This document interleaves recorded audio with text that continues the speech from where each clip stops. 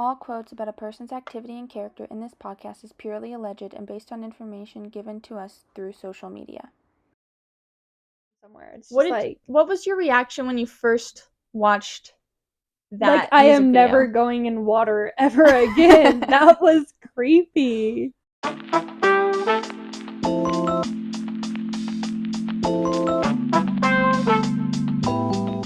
Welcome to... I forgot the name already. Social Addicts Podcast. Social Addicts Podcast, where we bring the latest news with the freshest insight. That is correct. Today, we are going to be talking a little bit about the controversial figure Jojo Siwa. What do you think about Jojo Siwa? Just in your opinion. I mean, out there. Very out there. Yeah. I think very out there. I think that's a good... But, love that for her. Yeah. Love that for her. Mm-hmm. So, I mean, she's been very controversial for, a long time. Yeah. And most celebrities are. It's difficult to find a celebrity who isn't controversial. Yeah. Everyone has their thing. So, obviously, controversy has been surrounding Jojo Siwa for a long time, but what caught our attention was back in 2023, there's a pregnancy scare rumor circulating. Rumors, yeah. Because she posted pictures of her with baby clothes. Holding her stomach as if she was pregnant. Right. Gave that image. Right. But she ended up actually just donating those clothes to mothers in need, and that was controversial. Kind of in poor taste. Why pose as if you're pregnant if you're not? Yeah. It was an interesting stance. This old pregnancy rumor, that's not what she's known for being controversial for, right? But the reason why we thought it was interesting is because it kind of resurfaces recently. And so we'll get to that later. Let's talk about the in-between. So, I mean, kind of what everybody thinks of when they think of Jojo Siwa now is pride flag, the Kiss cosplay that she did, and mostly the Karma music video. Karma. And just in general. All I think of when I see her name somewhere. It's what was your reaction when you first watched that? I am never going in water ever again. That was creepy. Yeah, I think I had the same conclusion. I think everyone did. And I mean, those little kids who actually looked up to her are like, wait a second. Yes, but hopefully there weren't very many little kids who got caught in kind of what reminded me of the Miley Cyrus thing when I was a kid, because Miley Cyrus did her whole rebranding with Wrecking Ball. I remember watching that music video and being like, whoa, that's not the Miley Cyrus I remember. And I hope that wasn't a lot of children's experiences with Jojo Siwa. Yeah. Because she did give a formal warning, and hopefully parents took that seriously. Yet again, most parents don't. Yeah. Look over social media. That's a different topic. And so a lot of controversy came too from Britt Smith's song, and how that was Karma was originally Britt Smith's song. Britt Smith came out and she was like, no, that was one that was written for me to do, but we went with Provocative, which was the only release that Britt Smith had at the time, and then she kind of quit making music until she came out with her Karma version. Have you heard of Britt Smith's Karma version? I have not. It's pretty good. I do recommend listening to it. Probably listen to that after this. Yeah, it's a very 2000s. I personally like the 2000s music, so if you're into that. It was 2012 or something like that? I'm not sure. It might have been before that. And then obviously around that same time that Karma was out and everything, Jojo Siwa had said in an interview that she had kind of invented gay pop, and that got a lot of controversy too. A lot of controversy. Because gay pop has been a thing for quite some time, right? I mean, I'm sure as long as gays have been around. And then she faced more controversy with her Pride concerts and, I mean, kind of being rude to fans, maybe? Allegedly. Allegedly. And then, kind of skipping around the timeline a little bit, jumping ahead, she starts dating Kath Ebbs, Australian non-binary influencer. Yeah. Have you like seen any of Kath's posts or anything? I haven't. I think Kath was a in between Dakayla, I'm not sure her last name. Hope I say her first name right. And the guy. The guy. The guy. The infamous guy, Chris Hughes. Yeah. Which Jojo Siwa started dating after Celebrity Big Brother UK. Yeah. Which is also where she met Kath. Is that really? Yeah. Jojo and Kath like dated, and then it was like some sort of breakup, and then after the show Jojo got with Chris. But she was also seen cuddling with Chris during the show, right? I think, but honestly, I didn't watch the show. I think she was seen cuddling with probably. him. I think that's the thing. And I don't know who it was that she peed in the litter box with. I don't know if that was him. I don't know. Because honestly, I was just focused on the fact that Jojo Siwa, American pop star, child actress, that my 10-year-old niece grew up watching, was peeing in a litter box in a suit. An animal suit. Speechless. But then, you know, she talked so much about being this queer idol and this person who maybe not invented gay pop, but definitely was bringing some light to gay pop. I mean, definitely the sparkles. Yeah. Very poppy.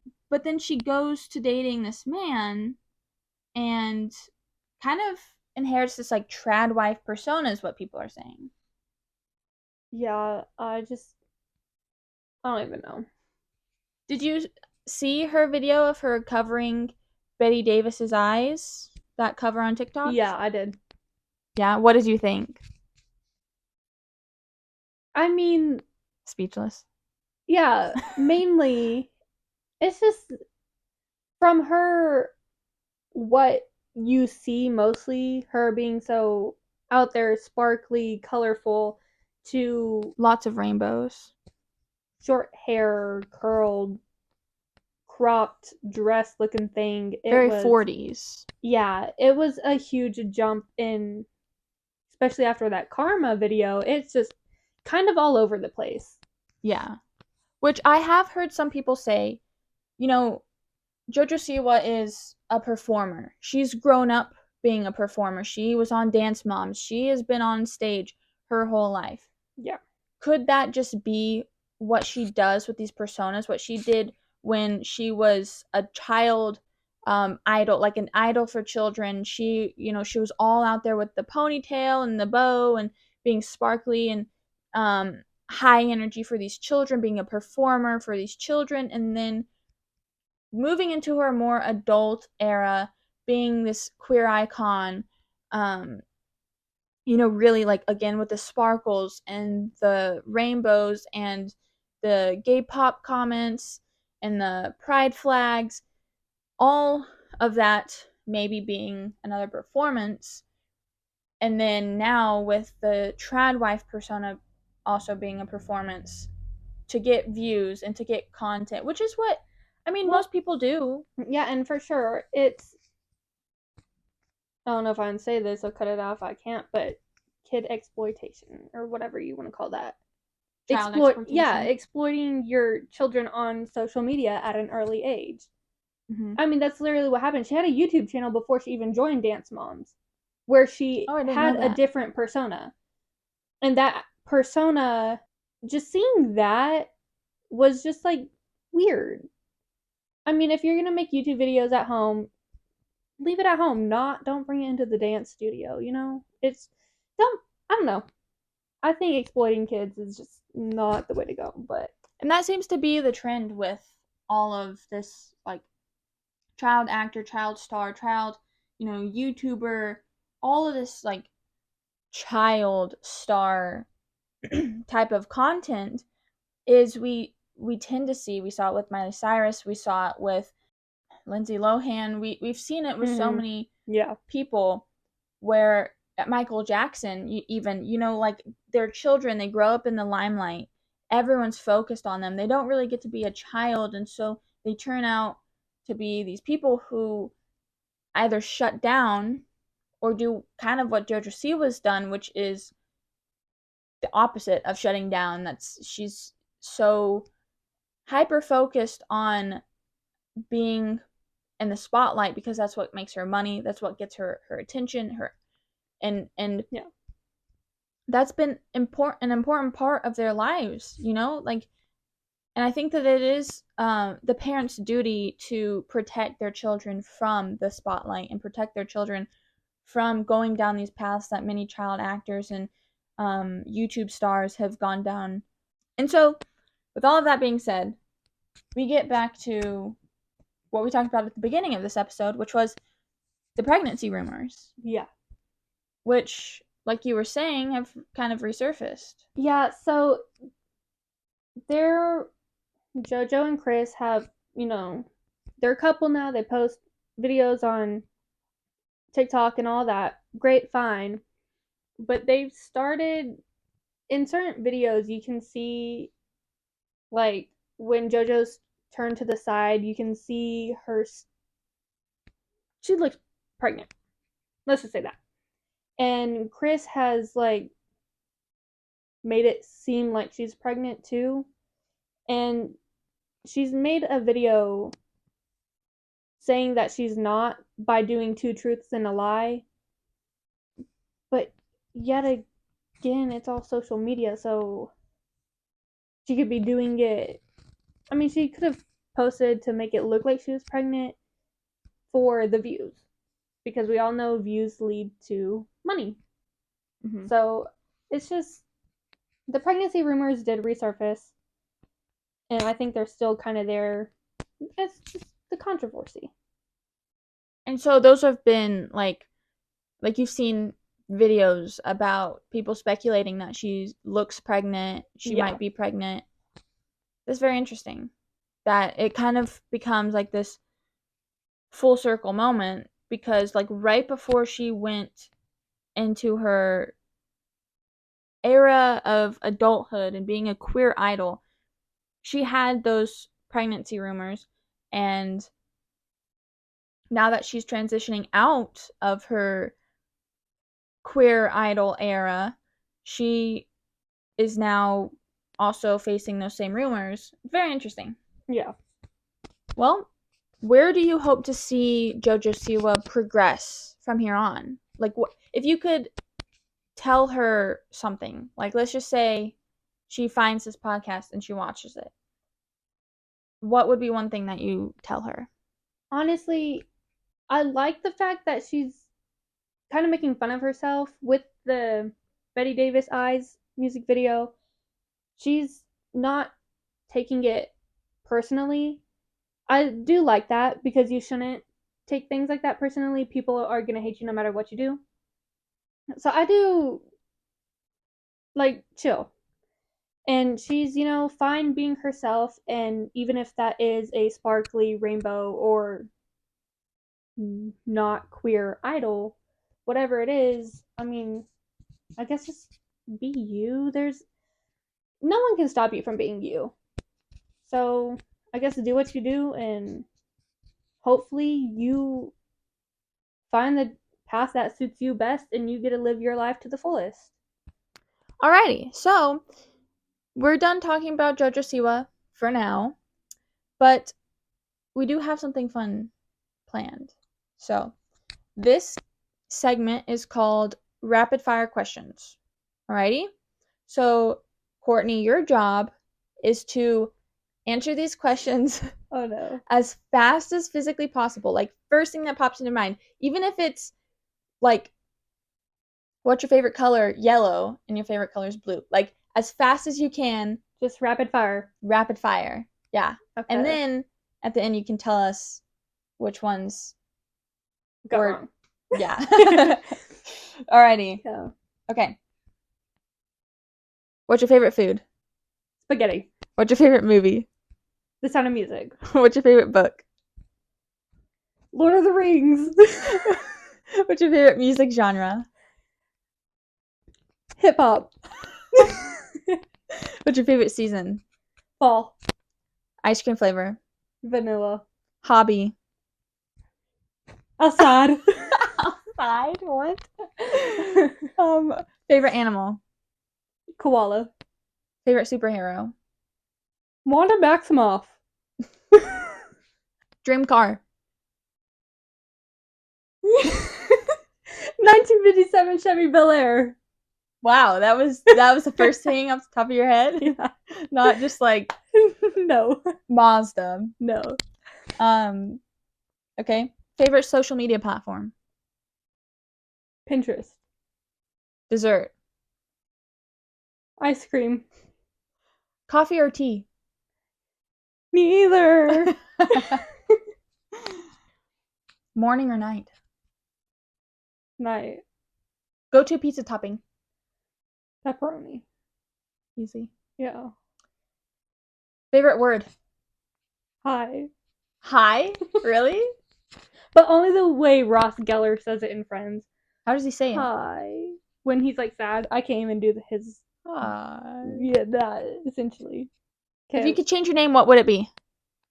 First word. Go. Go. Go. Brooke. Go. Brooke? It's the first name that popped up. If you could change it, what would it really be?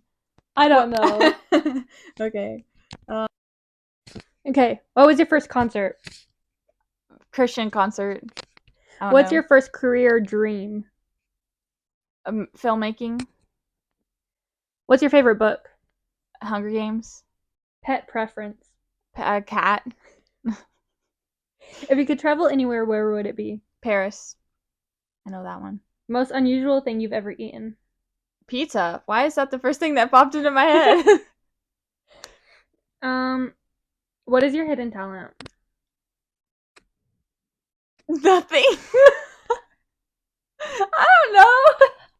I don't have a hidden talent. What's your favorite color? Purple. Favorite superhero? Superman. That is not my favorite, but that's the first thing that popped in my mind. What's your favorite mood? Happy, I guess. Okay, what is your favorite word? Couch. It's a nice one. Yeah. Okay, well, if you could change your name, what would it be? Catherine's the first thing that popped into my head, but just because so many people have been calling me Catherine lately, and that's not my name. But I don't know. I like Katie. What are your biggest pet peeves? Jaywalking. Jaywalking's a big pet peeve. Bro, the other day. Oh. Okay. Well, this was fun. This was great. Thanks for watching our first video of the Social Addicts podcast. That name has to grow on us. Because we're social media addicts. Totally. Yeah. Chiller. I actually don't have social media on my phone, but I'm the just a social media girl. one here. But I said I'm just a girl. But, thanks for watching, guys. Hope you come back. Yeah. Yes, please do. And we will see you every Friday. Don't know what time, but we'll see you Friday. For sure. Chiller. Bye, addicts. No, not that.